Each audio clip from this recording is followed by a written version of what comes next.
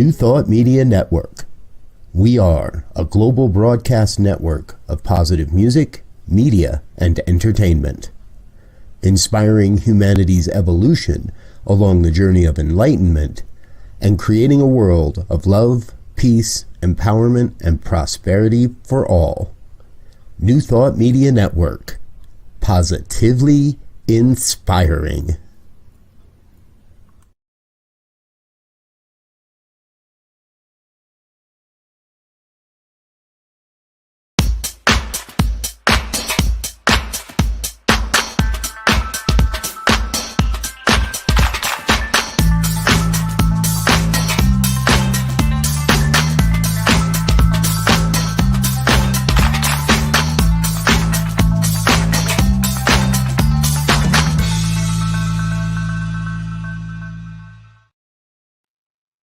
Why, hello. Yes, it's me, Bonnie Gonzalez, your doula for grief. About me, I'm a grief coach, a registered nurse, a licensed soul collage facilitator. All that and a human being right here on the planet with you. And I just want to say happy holidays to all. And by the way, today is the first day of Kwanzaa, which that principle is umoja, which means unity. To strive for and maintain unity in the family, community, nation, and the race, whatever race you identify with, maintaining unity. And I like to feel that that's what your doula for grief is doing today. To bring unity around grief in the family, in the community, the nation, and even as our races heal. So being in unity is what the theme is today. The theme of Kwanzaa is today. But my theme for today, for your doula for grief, is holiday grief, how to navigate those waters. And just to think about it. Yes, we are right here, smack dab in the middle of the high holy holidays, which really started back with Halloween, straight through Thanksgiving, Hanukkah, Christmas, now Kwanzaa. Then we're going to have New Year's Eve, then New Year's Day. And for some, even the Super Bowl is a high holy holiday of sports, just to make you laugh. Okay, and with all of this activity swirling around us, around you, you may find yourself not feeling so festive, especially if you're grieving. And that grief could be grieving around the loss of a loved one, the loss of a friendship, the loss of a lifestyle, loss of health, loss of a job. You know, the empty nest syndrome, finding yourself suddenly alone. And those are just an example of a few of the many losses that we experience. And just remembering, grief is caused by loss. Loss is what we experience. Grief is what we feel.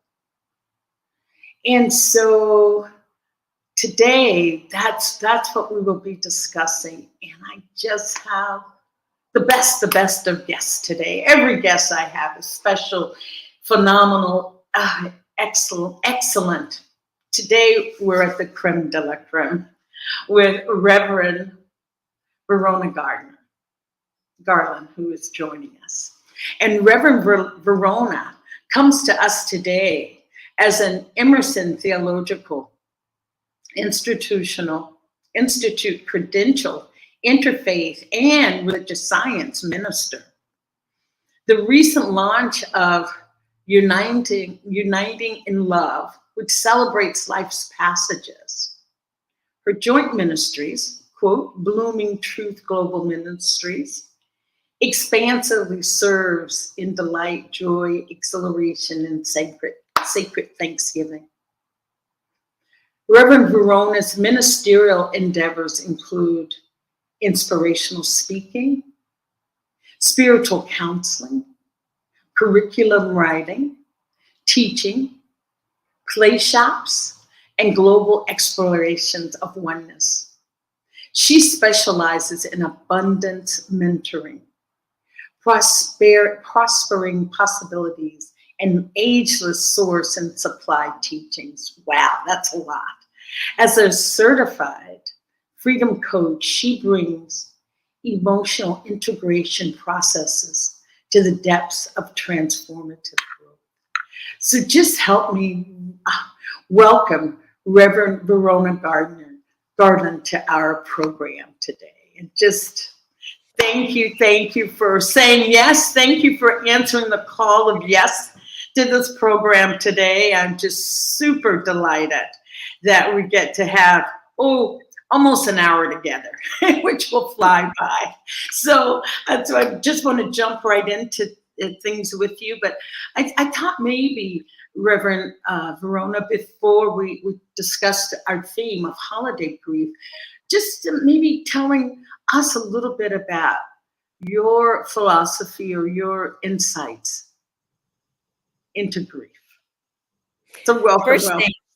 Thank you. First thing I want to say, thank you for the welcome. It is such an honor and a blessing to be here during the high holy days, and also all the high holy days, which, as I so appreciate it, you said they started with Halloween, and even we can go back to Diwali, because that's the festival of light. So the high holy days, which carry on until, I'm not quite sure about the Super Bowl, but carry on at least through through the beginning of January. And also the what I like to call the high holy days is an expression of, the darkness and the light, because it's all of us in our humanness accepting and navigating and embracing and embodying the darkness and the light, and figuring out, where do I stand in all of that, and where does it all fit? And so for me, it flows right into grieving, because when the light leaves us, we may have some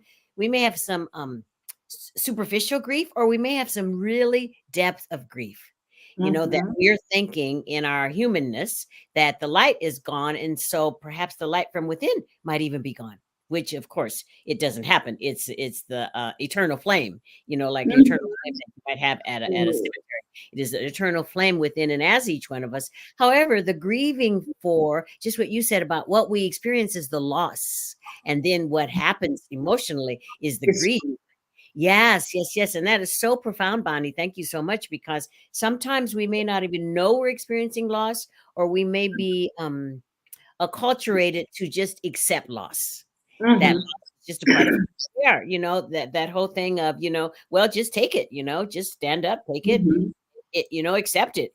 However, for my personalization, or my adventure even in grief, is that grief is something that's really important. And the importance of it is that it activates all sorts of other learnings and healings, opportunities for growth within and as us. And the other great thing about grief is some emotions we can run and hide from. Yes, some we can. Yes, we can cover up with all sorts of our human, all the things we can in our humanity, all the things we can use or imbibe or do or be or whatever. However, grief is one of those activities or even blessings that shows up and gives us an opportunity to really lay ourselves bare in the things that we're feeling, and to know that when we lay ourselves bare in these feelings, we're held in an eternal, immortal safety net that holds safety, so that we can allow ourselves to be in it, and allow to, I often like to say, allow it to let us know what is wanting to emerge, and allow the grief to let us know what is it bringing us. When we have that feeling, we can be with it and say, well, grief, what is the reason you showed up at this time? What is it you came to teach me? What is it that I already know within me that is wanting to emerge? Right. And there's a couple points I want to make, but I'll make this one first. Excuse me. Is that in grief, I say, nothing gets our full attention the way grief does. Nothing gets our full attention. And that's where That's where the process starts. It's got our attention. What am I going to do with it? Where I'm going to go with it? There's one thing I do want to say, just kind of set the stage as to why grief can be or feel so more intense during these holiday times. It's you think about the days have gotten super short. We're in that solstice period. That's 3 days, the darkest, the longest night of the year. And if we're in rhythm or in tune with nature, that is a time for turning inward. The darkness, allows us to turn inward. The idea is to slow down when it's dark. But with our holiday seasons, we're revved up. So just setting that stage for why grief can feel so maybe more intense, because nature wants us to slow down, but society says, no, got to get that shopping done, got to get that holiday party planned. What do you mean slowing down? So with that said, that's what I wanted to just say that can set that stage for grief to a little bit more intense. I'll just use the word intense. And so back to your point too about now grief has got our full attention. What's going to happen? What's going to happen? How you move, maybe I'll take the word lean into it. What do you advise around that? Leaning into those emotions or those feelings that come up? Well, first, thank you, Bonnie, for clarifying that around this holiday season, what we call the holiday season, what's happening with the grief in the holiday season and why. And I love it because you used the perfect word to me, intense. It can feel very, very intense during this time. And part of it, as you and I know, and I think you alluded to, is that there's a lot of expectations on us at this time. Yes. There's a lot of, just what you said, going here, there, hither and thon, doing all these sorts of things. And it maybe sets us up for anticipating that something is happening on the outside versus what's happening on the inside. And so what I'd like to point out too is that really we're in a gestation period now. We're in, and really is really like a gestation period of grandeur. However, the knowing that the ways in which we get to know that is accepting in faith and trust that something is growing, something is gestating, something is developing itself. And just as you said, in the darkness, because we're in that time of the darkness at this time. So that the ways in which we might be able to address the grieving that we're having at this time of the year is to allow ourselves to even go to an analogy of just thinking of when you plant a seed, that seed stays in the darkness. Yes, it goes up in the dark. And I have to say, in all transparency, I have been one of the kind of gardeners. Interesting, you switched my name to that today because and I have been in the past, I have been this sort of gardener that planted something, waited a week, and then went and kind of jostled the plant or really, moved the dirt around or whatever, which was to me knowing that, where is the trust and faith in this planting? Where is it? Versus being in a place of trust and faith, just like, like Neville Goddard says that faith and trust is belief in unseen reality. So during these times of grieving, we get to have a belief in the unseen reality of the safety of spirit and of the unconditional love of spirit that is there holding us, that is embracing us, that is swaddling us, that is keeping us safe. Because part of this thing with the grieving at the holy days, holiday time is our egos step right up to the front. They step right up to the fore in our position. Yeah. And foremost. Yes. And they say, hey, wait a minute. We're supposed to be this. We're supposed to be that. We're supposed to be this. We're supposed to do that. And our egos, sometimes it's been my experience, our ego steps up with the shoulds. Well, you should do this. Well, you should do that. Well, and so we find ourselves in the process as the grief comes up and out during this time of holidays, shoulding on ourselves. Yes, that's right. Don't shit on yourself. Yes, don't sit on yourself, which is an opportunity. Really, what I think is showing up here for me is opportunity for self love and self care, Mm. for gentleness, for kindness, for really tenderness of ourselves, so that when the holiday grieving pops its head up, like that game, I think it's called whack a mole or something, where things. Yeah, you keep beating it down until it. Yeah, and that is not the solution. The solution is to allow ourselves to tenderly and gently accept, wow, I'm in a place now that I may not feel comfortable. I may have some fear, false evidence appearing Mhm. real. I may have some instability. And giving ourselves an opportunity to really, really treat ourselves, much like the famous Karen Drucker says, I'm going to hold myself like a newborn baby child. Oh, I love that song. And That it's is a just great precious. song. Yeah. That is precious. And I think another one that she does is, I can only go as fast as the slowest part of me is moving. And I Yes. think we can incorporate that into Mhm. this busy time, Mhm. that you can Mhm. only go as Mhm. fast Mhm. as the Mhm. slowest part of you will go. Mhm. And Bonnie, it's really important that we do the things during this busy time. I'm so glad you used that word, this busy time, that we stay steadfast in our self-care. We stay steadfast Mm. in loving ourselves up. We stay steadfast in doing whatever it is, the physicality of whatever it is that makes us feel great. And I'm not just saying, well, now just go for a massage and get a mani-pedi. No, stay steadfast in those things that really bring you joy. And it could be something as wonderful as, I don't know, FaceTiming your grandbaby, or, yeah. Oh, oh, yes. I Oh, mean, oh my gosh, there's so much I want to jump into okay, when you all right. just said that. Oh no, you said that, and I want to share something around that. But I want to go back to our talking about the dark time, the darkness, that Mhm. that plant, that seed that's in the dark. Mhm. What I wanted to say about the darkness is that the wisdom is in the darkness. The Mm. wisdom is in the darkness. It's like the womb that we need to be in, the womb that I need to be in.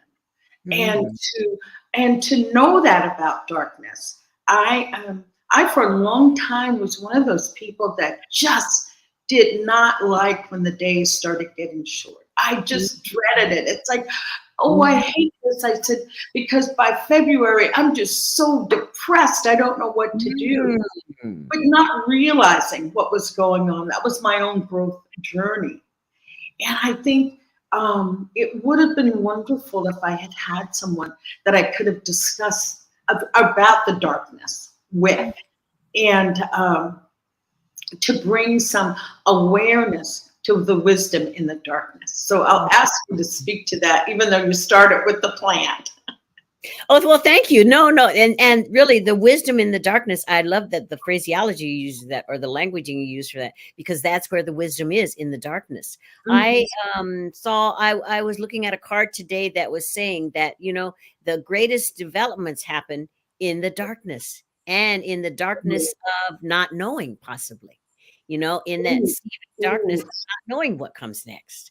Yeah. So the darkness is really, it's rich, it's fertile, it's full, and because of our spiritual beings having human experience, possibly just what you said, a lot of us may have that feeling about the darkness, about the days, you know. Mhm. Yeah. Because sometimes in the darkness, it's that place of absolute acceptance, that place of Mm. absolute Yes. acceptance. Yeah. And so that place of absolute acceptance may not feel to be the most, I don't want to say comfortable. It may not feel to be the substance of that of which we are. It is the substance of that of which we are, but we may need to just bridge it with loving ourselves, to Mhm. know that this is the space, the darkness is the place, and that all sorts of things happen in the darkness. And without just a really silly, easy thing, without the darkness, we wouldn't so enjoy the stars in the night sky.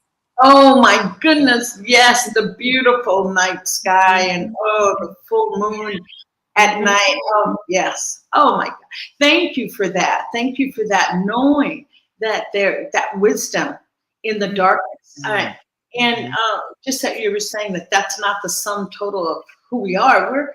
We're multifaceted beings, multifaceted beings. And I like to say learning to accept, oh, that's what I want to say, Reverend Verona.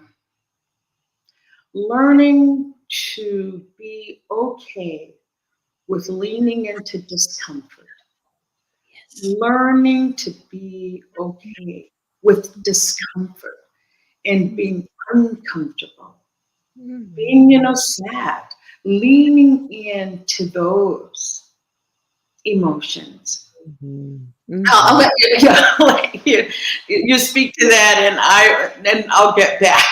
All right. Okay. And I love that you brought that up, and we skipped over that a little bit, but the leaning into it, the admonition to lean into it is really wonderful because it gives you an opportunity to be a part of it, but also to possibly keep yourself grounded in that you already know is a safe space.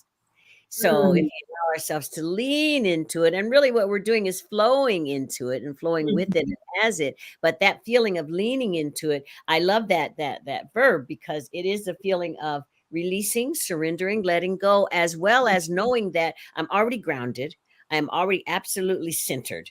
And that grounded and centeredness holds me, it keeps me safe, and it gives me direction. Oh, I love that. Lean into it. Yeah. And the other thing about leaning into it is kind of what just showed up for me is that leaning into the darkness, because leaning into this feeling is leaning into the darkness.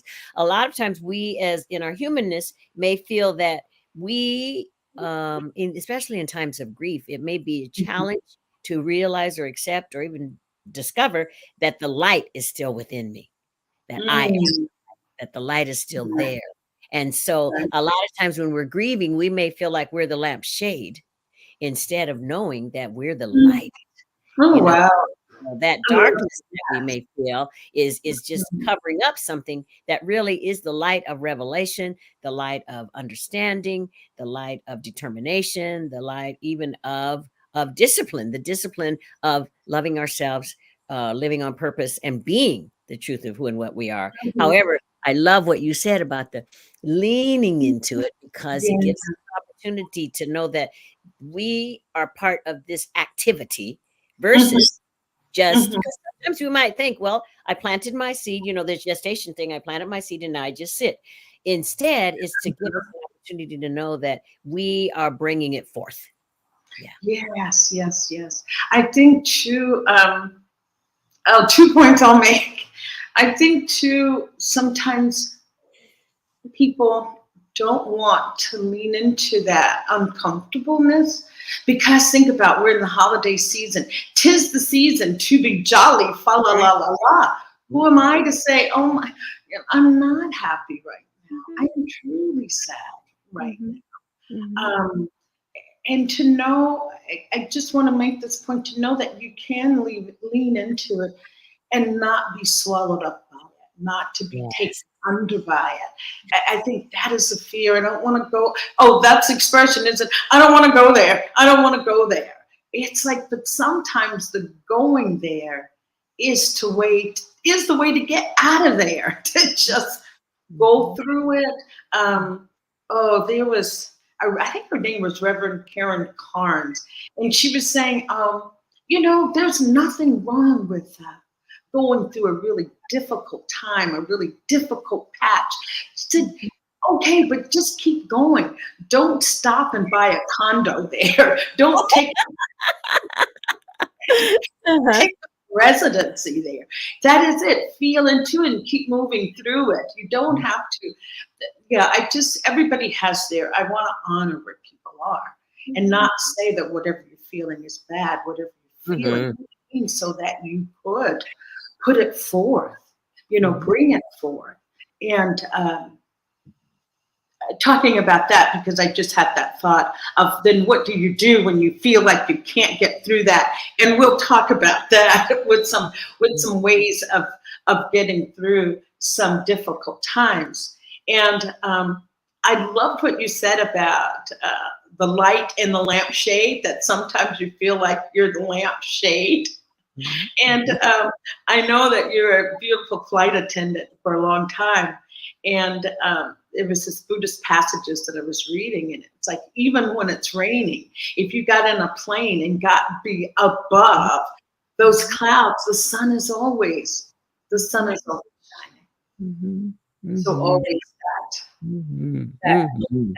the light is always there. The Mhm. light. Mhm.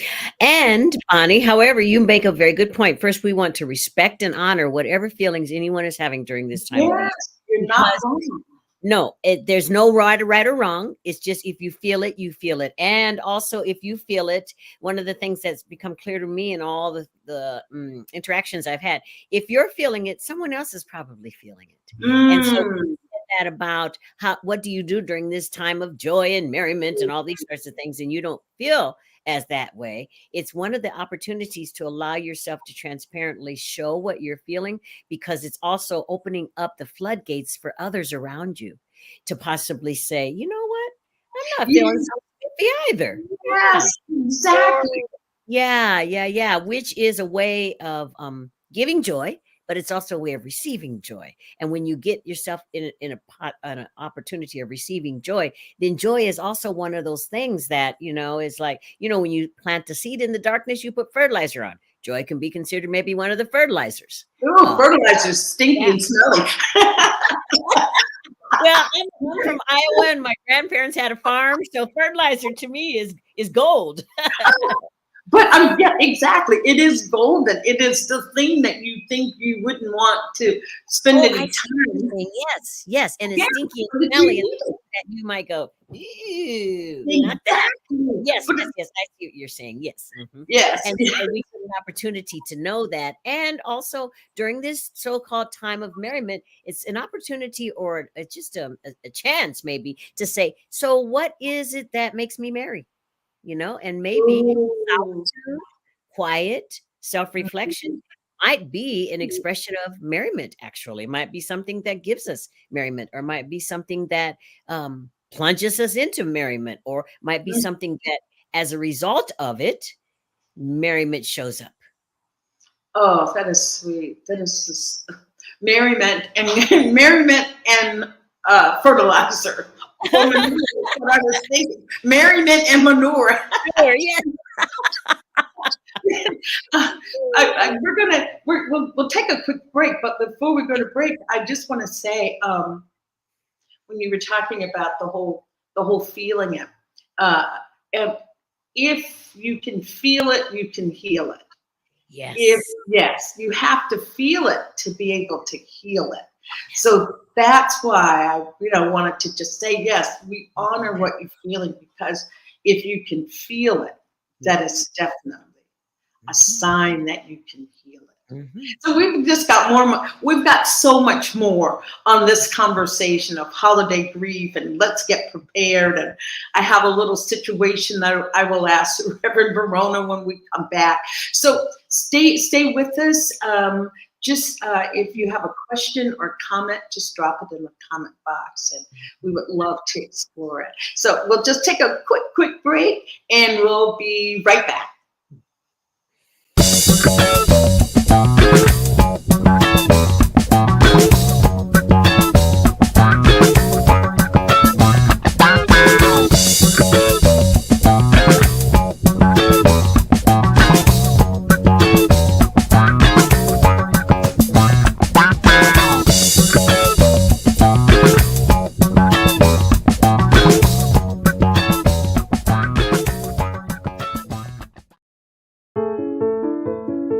New Thought Media Network. We are a global broadcast network of positive music, media, and entertainment, inspiring humanity's evolution along the journey of enlightenment and creating a world of love, peace, empowerment, and prosperity for all. New Thought Media Network. Positively inspiring.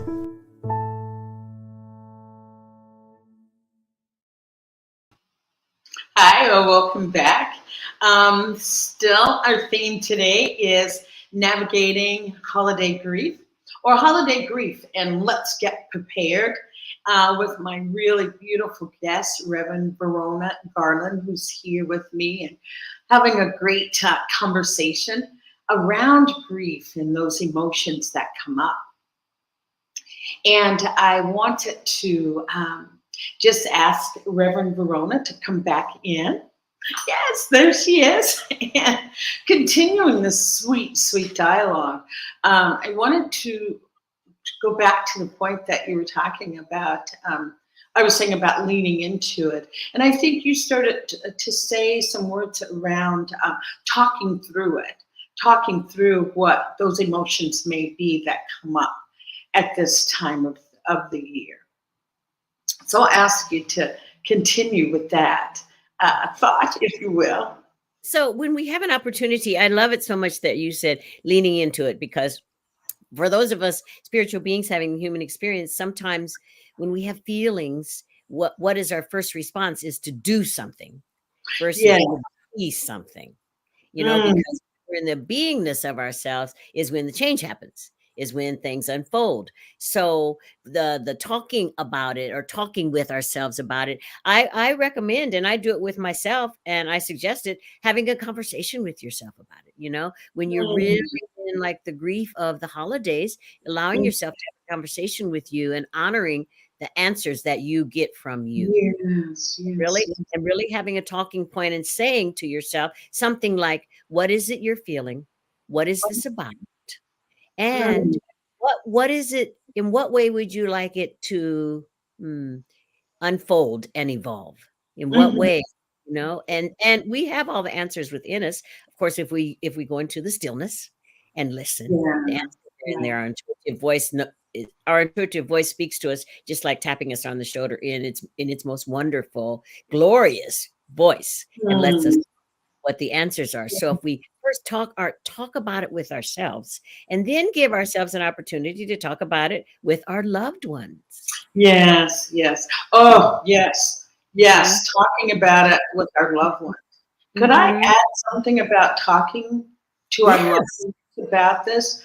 Absolutely. I really recommend or invite you to have conversations with your loved ones around holiday grief before the actual big event happens, before the day that you show up with grandma's pumpkin pie and somebody wants you to make grandma's pumpkin pie that was sacrilegious that you would try to have.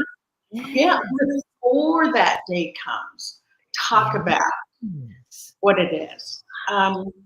For my family, yesterday was my mother's birthday. She was born on Christmas Day. Oh. So it was for her, it was truly a double-edged sword.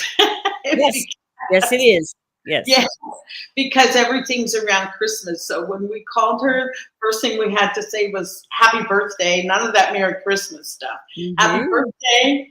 When you showed up, you better have the two gifts, the birthday gifts and the Christmas, unless you were buying her a car or something that really was a big financial setback. But I just want to offer that to say, have these conversations. Like, what is it? We have New Year's Eve coming up. So what is it that gets triggered around that for New Year's Eve? Talk about that before then.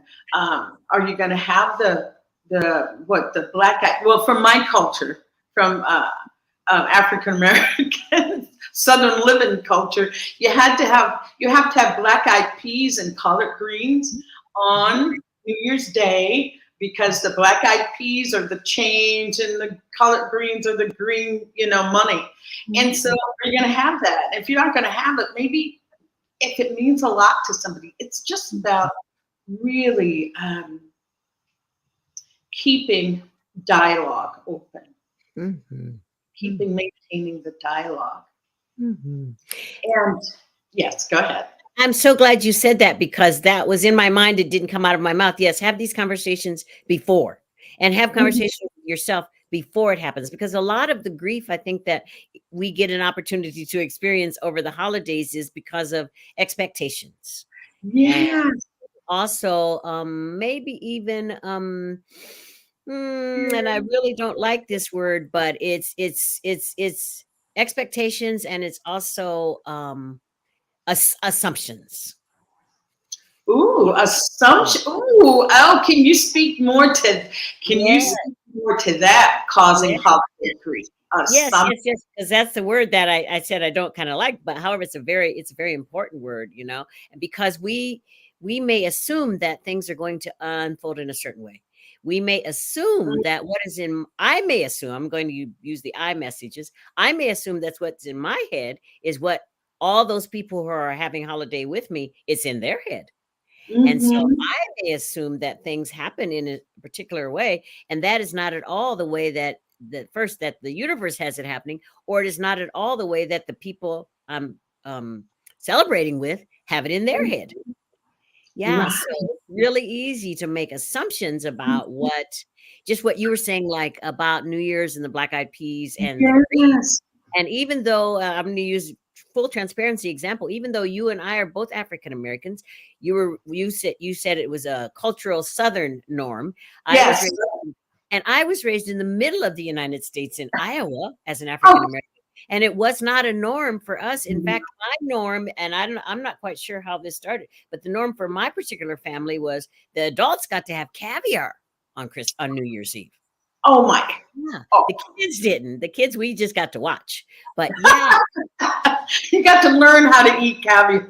exactly. We got to Once learn. you knew how when it came your turn. When I got to be an adult, yes, I knew how. However, that's what I mean by assumptions. And so someone might assume if you and I got invited to the same party, what would either one of us maybe assume to serve at this New Year's Eve party? Because Oh. it's about our belief systems and our knowledge base. And Mm-hmm. so and then assumptions come when we decide I know the way it's supposed to be. Mm. Thank you for that. Thank you for using that dirty word, assumption. Yes. I know you were hesitant about that. Yes.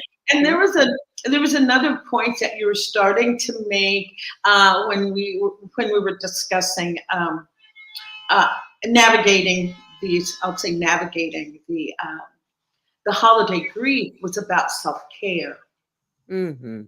and you were saying a massage and those types of massage, those things that we think of when we say self-care, but I wanted to take it to don't yeah please get your massage, please get your body work, please do those things, and I would invite you to expand the self-care into what thoughts are you putting in your Mhm. head, what thoughts, what are you feeding yourself physically and mentally can be really aspects of self-care. I do want to point this out too, and no judgment, just awareness around people may overindulge, especially Mhm. alcohol, Mhm.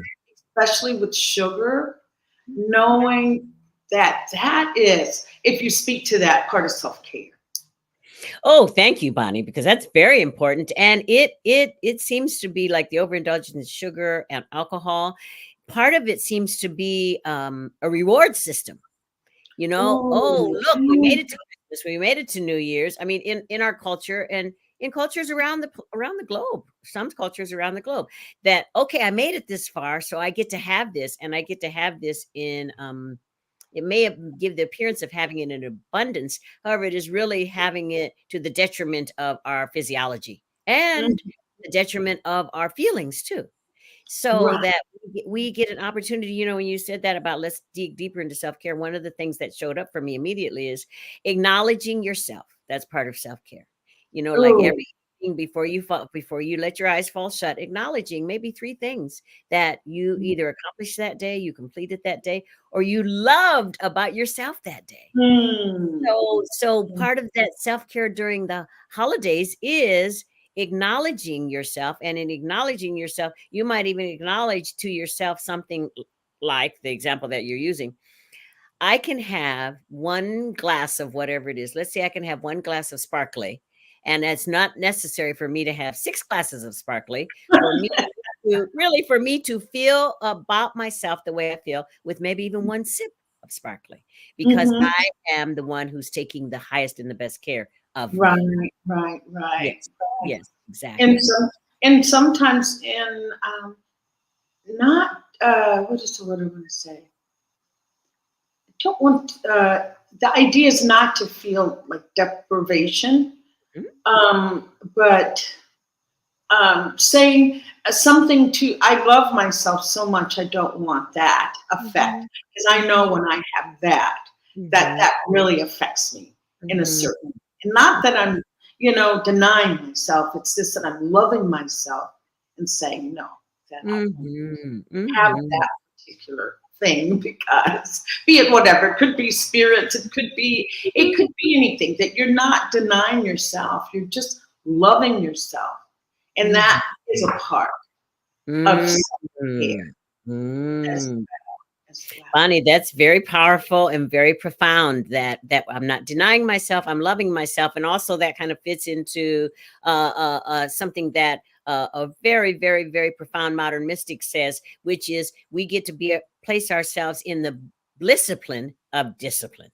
Oh, discipline of discipline. Oh, Yeah. I'm going to write that down. I won't write it down right now, but Well, that's Reverend Dr. Michael Bernard Beckwith, of course, and the bliss of oh, discipline, oh, that we get to stay in a place of disciplining that the discipline of loving ourselves.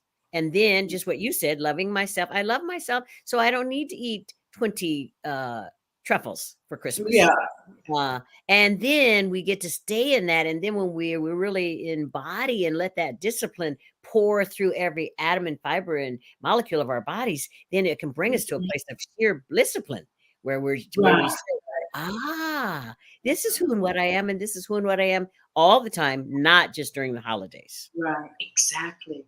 Mhm. And I appreciate that. Discipline of discipline. I've got to write it down. I want to share something that I always say: have a plan. Have a plan of how you're going to move through that day. Have a plan how you're going to move through that hour. If you're going somewhere, maybe, and it's not that you really don't want to go. Sometimes we find ourselves in those positions. It's like, okay, I'm going to go. Limit how long you're going to stay. I'm going to go. I'm going to go for 2 hours, because you can do anything. Even if you're exercising, let me just make it through another minute. Just keep the heart rate up for one more minute. You can do it. You can do it. The same with this. If you find yourself, for whatever reason, being or needing to go to something, limit it, and have a buddy with you that you make eye contact and you both say, oh, yes, yes. Oh my goodness, Bonnie, do you know we got to get going? Whatever. Have that buddy with you that can help you um, through that. And I was going to ask you this we played a little bit before, or I told you a little bit about the questions before about preparing for difficult situations. Mhm. And so I will ask you this, and if you're watching, not play along, use it. Use it for a situation that's coming up that maybe you don't look forward to. Maybe New Year's Eve is just not your high point. That is about you do so much self-reflection, you find yourself coming up very short on the short end of it. So Reverend Verona has agreed to model this plan of action, and this is really designed to get you through maybe a difficult situation. Okay. Mhm. So the first part of this, the first question that you ask yourself, and just with honesty, this year I will miss. This year I will miss. So, Bonnie, I love this game first, and I love that you gave me a little heads up ahead of time, not so I could plan something, because Right. the spontaneity of it is what's important, and the transparency. However, it just made me kind of chuckle, because Spirit always knows what Spirit is doing, and Spirit always has a little chuckle with us. So this year, I will miss the presence of my daughter for my New Hmm. Year's Eve celebration, because she is spending 3 weeks in the UK.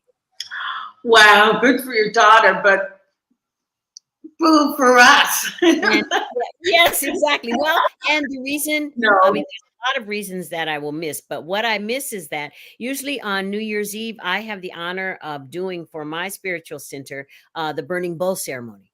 Oh, And okay. he is my executive assistant for my burning bowl ceremony. Oh, wow.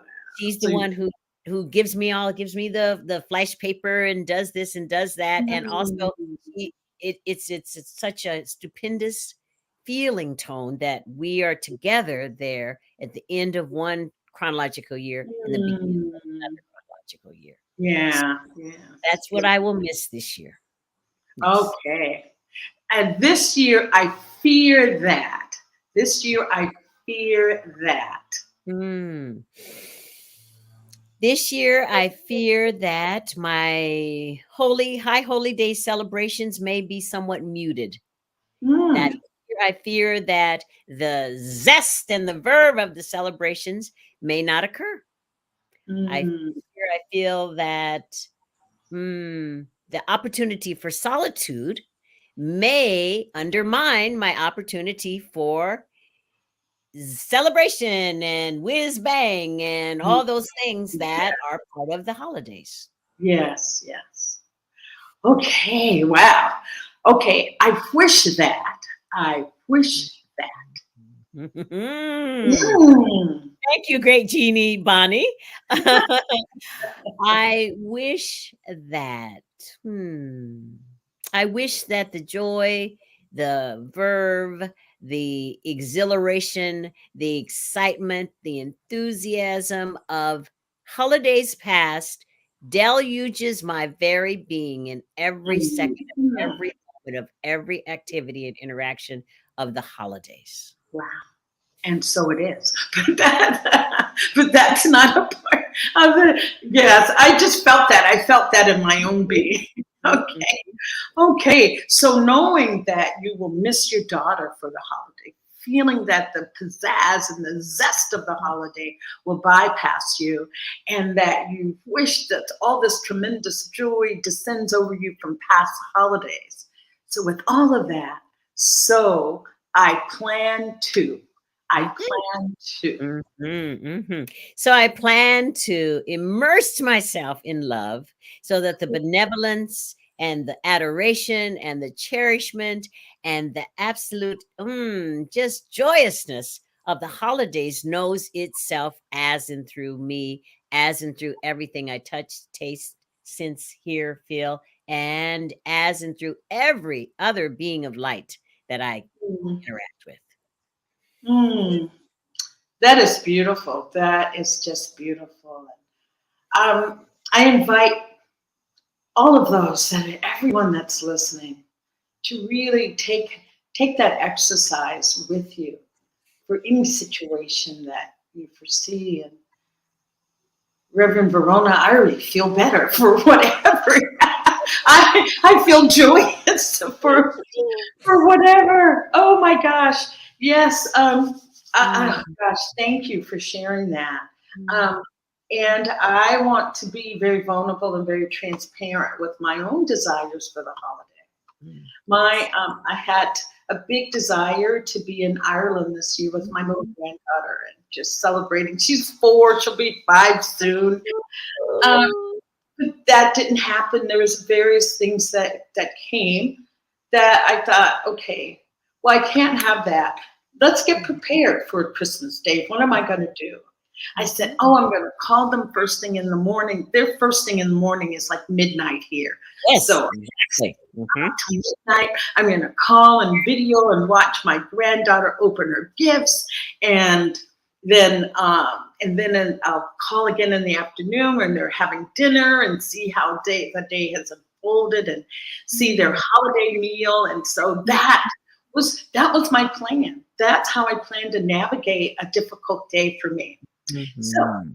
here's how things unfold. Chris- Christmas Eve, it's the Noche Buena, which is celebrated in the Latin culture. So Christmas Eve you have. So of course I was already up at midnight, and I Mhm. call and nobody answers.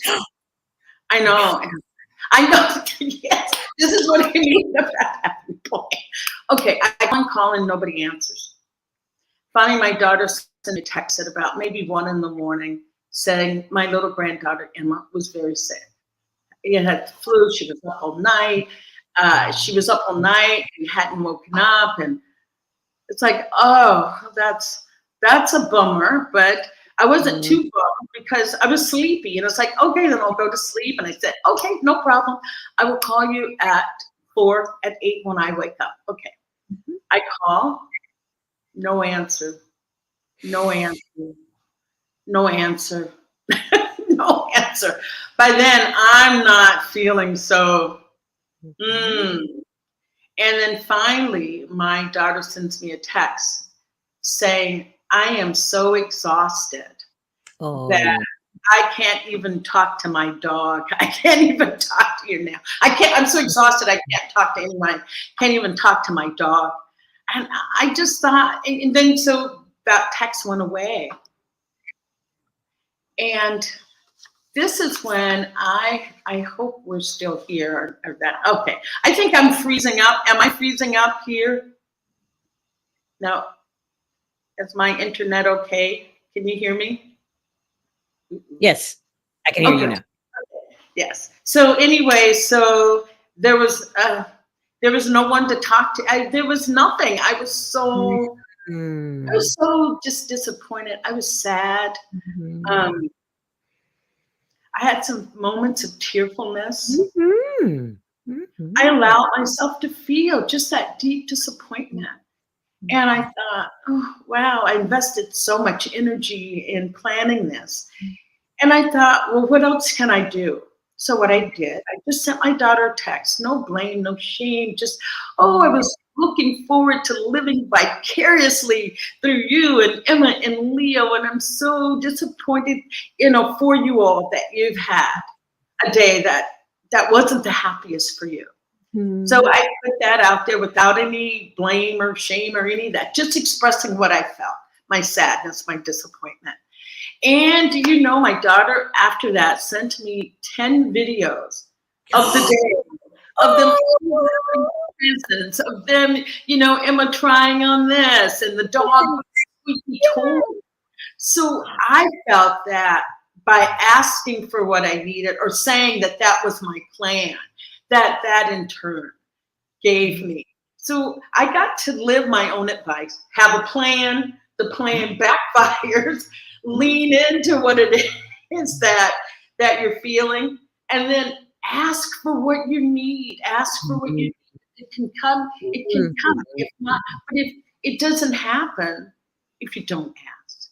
So I was so glad that I said I was looking forward to it through you all, and she got that message. Oh, so videos. I don't have to talk to my mom. This is when technology is on my side, on my daughter's side, and so I wanted to just give that example, and hearing Reverend share about missing her daughter. So we're definitely kindred spirits. Might I please just add to everyone who's watching, and thank you so much for pouring it right into my heart. You surrendered to the feeling of the grief. Yes. Surrendering to the feeling of the grief, then you freed yourself up to not only be in a place of stillness and faith, but you also freed yourself up to be in a place where the universal law got to say, whoa, look, now there's this open vacuum that we can pour everything into, because now after the surrender, what you did is just so spectacular, Bonnie, the asking for what it is we really want. Exactly. So thank you for sharing that. And come New Year's Eve, I'll be thinking of what you just shared with us when my daughter is. Yes. So, that is just, and just knowing that, Reverend Verona, if you and I are moving through this, so is someone else. Yes. So is someone else. That when we share our truths with each other, we heal together. And not feeling like we've got to keep the happy face and what is that, toxic positivity. Mm. Yes, that we can just be real. We can be human with each other. Yes. And I would like to ask too, or say too, find a friend. I think, Reverend Verona, you alluded to that, finding someone to talk to, finding a friend. And if you don't have a friend, don't be ashamed to reach out for professional counseling. That's what it's here for. That it's a gift. It's a gift to be able to take care of, to have counseling and coaching. Because the whole idea is to be heard, to listen, to listen. And that's what we're all here for. So this is just beautiful. Reverend Verona, you're just the best of the best. And I knew that the time would go by fast. I just didn't realize it would go by this fast. It's like I knew it would whiz by. But before we close, I would like to thank you, Joe. Joe is our producer. Let's give him a shout out, Joe. Joe, yay. Oh, we love you. There's Reverend Verona's website. Reverend Verona, is there anything that's coming up for you that you'd like to share with us, where we can find you, view you, be with you? Well, we are having at Agape Bay Area, the center where I am the assistant minister, we are having our burning bowl ceremony on the 31st of December from 6:30 to 7:30 Pacific time. And you can go to Agape Bay Area website and you can just click on there. It's Zoom. It's live on Zoom. I mean, it is on Zoom. It's not live. You can be in your PJs if you so desire. Or your comfy clothes. And that's the next place that you can see me. And also I'm speaking at Brentwood Inspired Living Center on the first day of January. Brentwood. January 1st. And that is live. However, you can do Zoom and Facebook Live, and you can go to their website, BILC, BrentwoodInspiredLivingCenter.com, and get the particulars, and also either push on the button, or I would love to see you that morning live and in person. That would be even better. Do you, I know you don't call them workshops, but do you have any play shops that are coming up? The play shop I have coming up is on January 1st at Brentwood Inspired Living Center, another Burning Bowl play shop, which is what I'll be doing for Agape Bay Area. However, for the upcoming year, so far, I don't have any play shops planned just yet. But thank you for asking. That is wonderful, wonderful. Well, I know that you'll be joining me for Vista Conference on February 23rd, I believe. And that is a Vista Conference through Centers for Spiritual Living. Where I get an opportunity to be your strong support. Yes, I can't wait. I'm so excited for that. And I'm just truly excited that we are able to have such deep, heartfelt conversation. That just excites me. And it's like, this is the stuff that I feel life is made up of.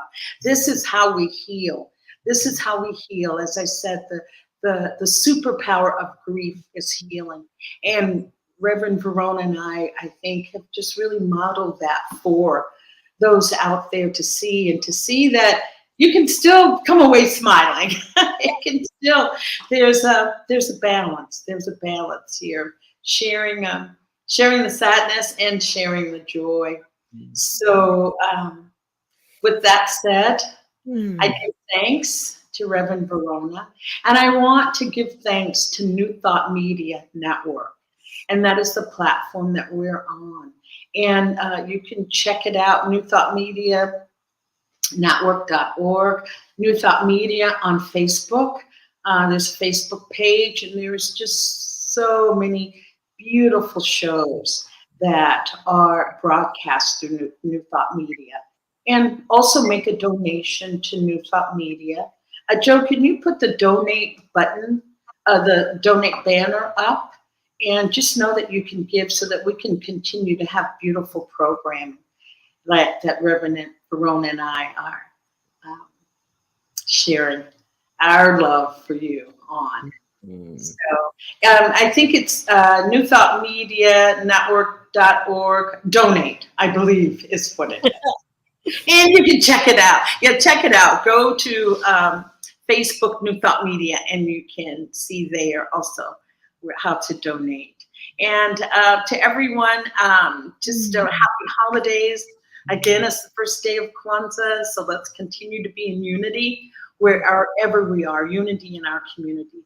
Love to all. Happy holidays. See you next time, Reverend Verona. You're a rock star. Thank you. Thank you. Love you. Love you. Thank you. Bye-bye. New Thought Media Network. We are a global broadcast network of positive music, media, and entertainment, inspiring humanity's evolution along the journey of enlightenment and creating a world of love, peace, empowerment, and prosperity for all. New Thought Media Network. Positively inspiring.